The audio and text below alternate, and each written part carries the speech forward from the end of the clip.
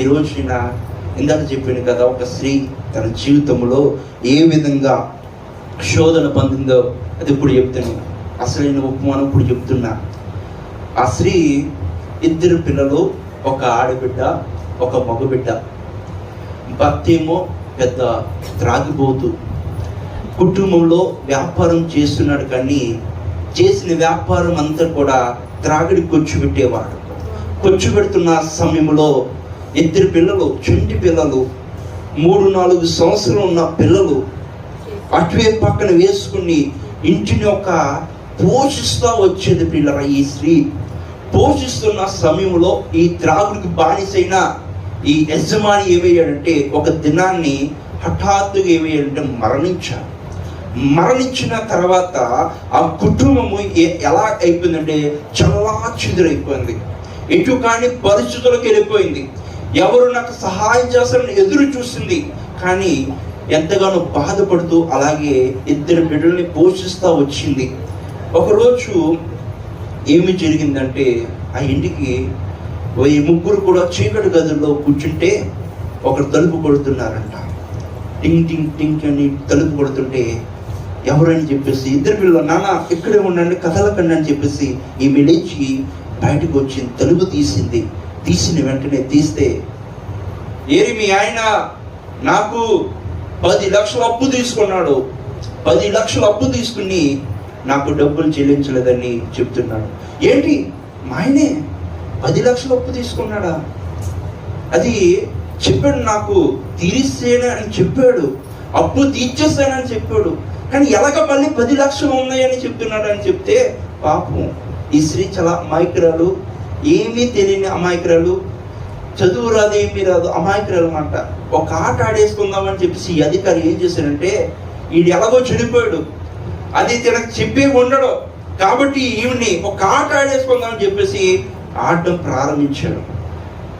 ఆ 10 లక్షలైనా కట్టు, లేదంటే ఇంటినైనా ఖాళీ చేసినా వెళ్ళిపో అని అన్నాడు. వెంటనే అయ్యగారు 2 బిడ్డలు, 3-4 సంవత్సరాల పిల్లలు, ఎక్కడికి వెళ్ళిపోవాలో నాకు తెలియదు, నాకు ఒకే ఒక్క ఆధారం, ఈ ఇల్లు ఒకటే నాకు ఆధారము, కాబట్టి ఒక్క 10 రోజుల సమయం ఇవ్వండి అయ్యగారు అని చెప్పేసి అన్నది. అని నేను వెంటనే ఏం చేసింది తెలుసా, మొదటి రోజు అయిపోయింది, 2వ రోజు అయిపోయింది. ప్రభువా కన్నీరు కాచెడుతుంది, నాకు తెలియదు ప్రభువా, మా ఆయన అన్నాడు, చనిపోయే ముందు అన్నాడు అప్పు తీర్చిస్తాను అని చెప్పాడు. ఈ అధికారి వచ్చి అప్పు తీర్చలేదని చెప్తున్నాడు, నువ్వు సహాయం చేయి ప్రభువా, నాకు ఉత్తరం ఇవ్వు ప్రభువా అని ప్రార్థన చేసుకుంటుంది. ప్రార్థన చేసుకున్న వెంటనే దేవుడు తన జీవితంలో అద్భుతమైన కార్యాలు చేస్తాడు. 2వ రోజు కూడా అయిపోయింది, 3వ రోజు కూడా అయిపోయింది, 4వ రోజు, 5వ రోజు, 6వ రోజు, 7వ రోజు, ఇంకా 2 రోజులు ఉంది. అధికారి మళ్ళీ వచ్చి తలుపు తట్టాడు. మా దొరకలేదని నాకు తెలుసు, నువ్వు కట్టలు ఇవ్వండి నాకు తెలుసు, వెళ్ళిపో అమ్మా అనేసి అన్నాడు.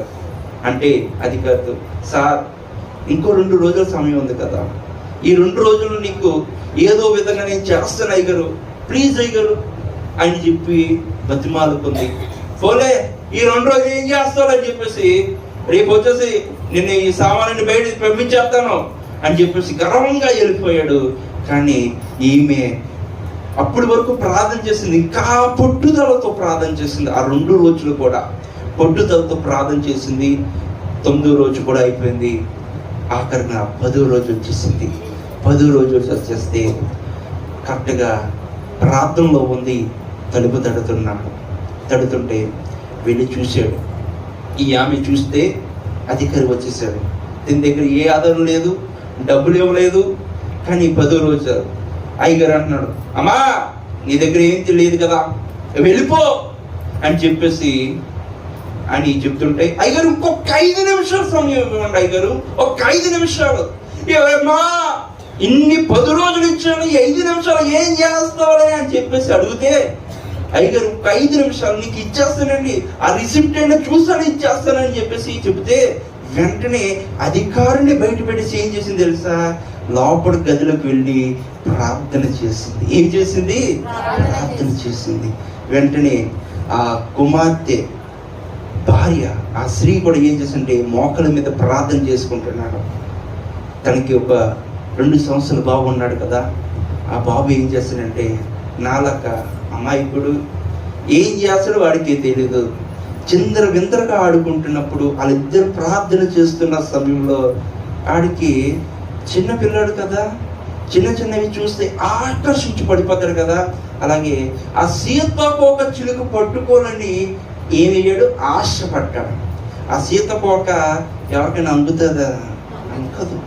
ఆ సీతాకోక చిలుక కొరకు పట్టుకుంటున్నాడు, ఎగురుతున్నాడు. అంకు అని చెప్పేసి పట్టుకుంటే అంకుతుందా సీతాకోక చిలుక? అందకపోతే అలాగా అమ్మాల దగ్గరికి వెళ్ళిపోయాడు, అక్క దగ్గరికి అమ్మ దగ్గరికి వెళ్ళిపోయి ఆ సీతాకోక చిలుకను పట్టుకుందామని అనుకుంటున్నాడు. అవలేదు. ఇంకా అక్కడ ఒక పాతబడిన గడెన్స్ అక్కడ ఉందన్నమాట. ఆ గడెన్స్ అక్కడ ఉంటే అక్కడ కొన్ని పేపర్లు అక్కడ ఉన్నాయి, బుక్స్ రకరకాల వాటి అన్ని అక్కడ ఉంటే ఈ కుమారుడు కొంచెం ఎత్తులో ఉంది కదా గడెన్స్, పొట్టోడు జక్కేలాగా పొట్టుడు అనమాట. ఏమిప్పుడంటే వెంటనే ఇక్కడ కుర్చీ ఏదైతే ఉందో ఆ కుర్చీ ఎక్కి టెఫ్యాన్ని పట్టుకోబోయి ఆ పట్టుకోబోతున్న అక్కడ ఉన్న కాగితాలన్నిటి ఉన్న బుక్స్ అన్నిటి కూడా ఏమైపోయింటే కింద పడిపోయింది. పడిపోతే ఏమి జరిగిందో తెలుసా?